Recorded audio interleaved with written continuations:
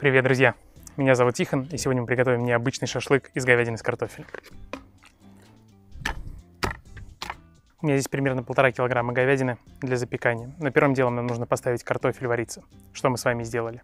А теперь пластуем мясо на тоненькие куски. Делаем это острым ножом вдоль волокон.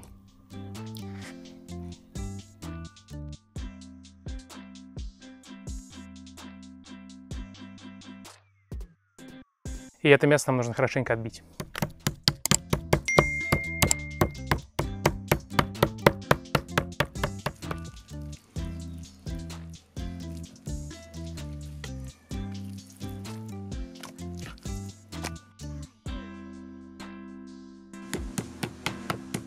Отлично. И теперь нужно промариновать. 2-3 хорошие луковицы будет достаточно.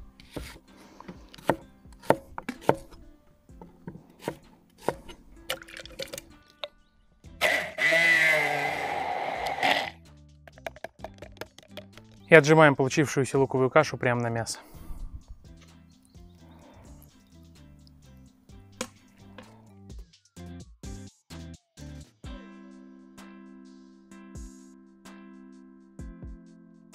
Этого лукового сока будет достаточно для того, чтобы промариновать мясо за 2 часа. Добавляем остальные специи. Здесь у меня зира, кориандр и смесь перцев. Их нужно хорошенько измельчить. И хорошенько растереть, чтобы специи раскрыли свой вкус.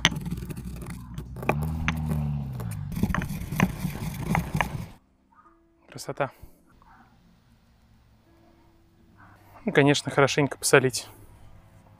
А для того, чтобы специи лучше раскрывали свой вкус, нам нужно добавить небольшое количество растительного масла.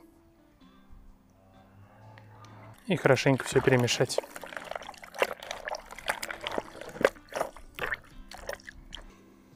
Великолепный ароматный маринад. Оставляем мясо на 2 часа.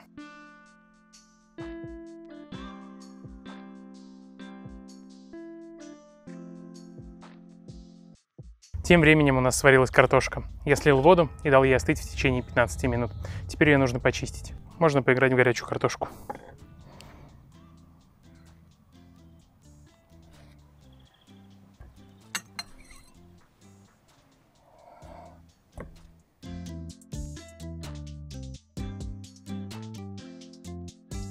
Отлично. И теперь, чтобы приготовить правильную картофельную массу, нам нужно использовать мясорубку.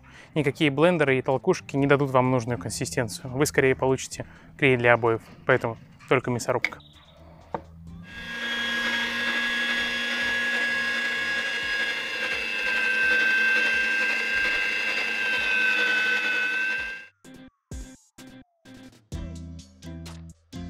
И теперь к этому картофелю нужно добавить 50 грамм животного жира. Это может быть курдюк, сало или говяжий жир. Если у вас нет ничего из этого, то возьмите хотя бы сливочное масло. Теперь картошка правильной консистенции, такой, какой должен быть картофельный кебаб. Для того, чтобы сделать ее красивой и золотой, будем использовать куркуму и, конечно же, еще хорошенько посолим. Мне нравится добавлять еще немного сушеного чеснока. И хорошенько все перемешать.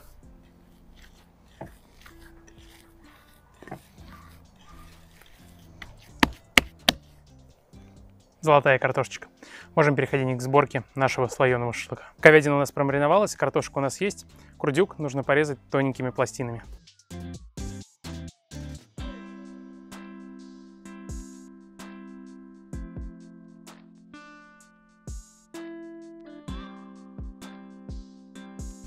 А собирать шашлык удобнее всего в противне, застеленном пленкой. Так его удобнее трамбовать, хранить, вытаскивать и нарезать. Первым слоем выкладываем говядину.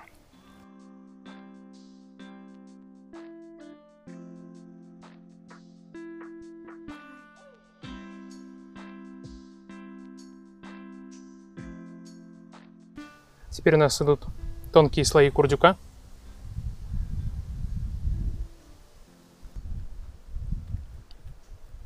И хорошая порция картофеля.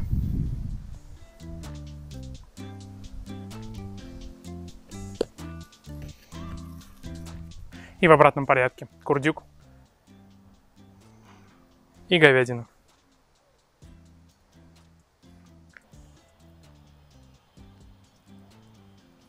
Накрываем второй пленкой и хорошенько утрамбовываем.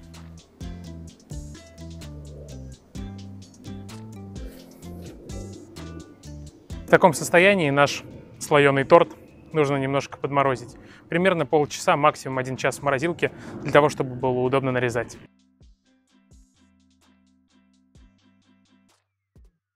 Ну что, друзья, погода вносит свои коррективы. Мы переждали дождь и готовы дальше продолжить готовить наш шашлык. Как я и говорил, мясо в морозилке немножко подсхватилось, теперь его будет удобно резать. Снимаем пленку и перекладываем на доску. Обрежу неровные края и придам шашлыку более аккуратную форму.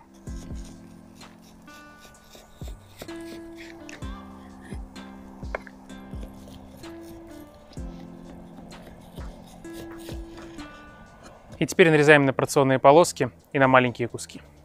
4-5 сантиметров.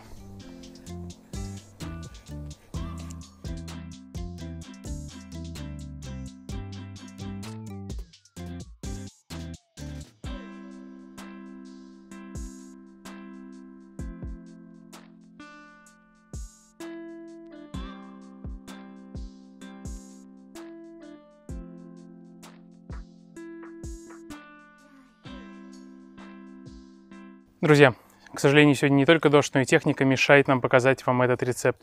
На этапе насаживания кусочков на шампура мы увидели, что флешка не снимала.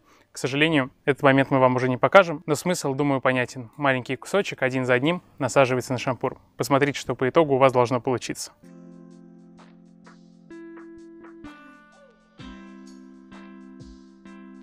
Не шашлык, а произведение искусства. Хорошо разогретые угли и отправляемся жарить.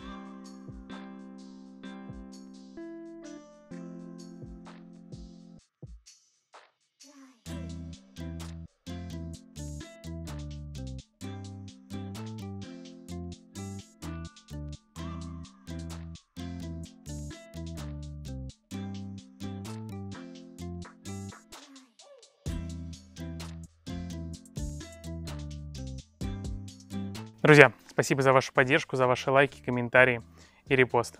Давайте пробовать. У нас получилось полноценное блюдо. Здесь есть и мясо, и картошка. Очень нежно и сочно. Немного маринованного лука.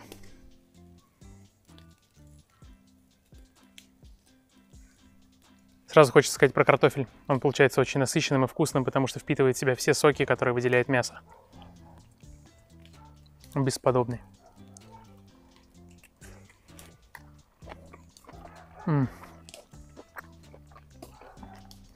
Очень вкусно, друзья. На этом у меня все. С вами был Тихон. Пока.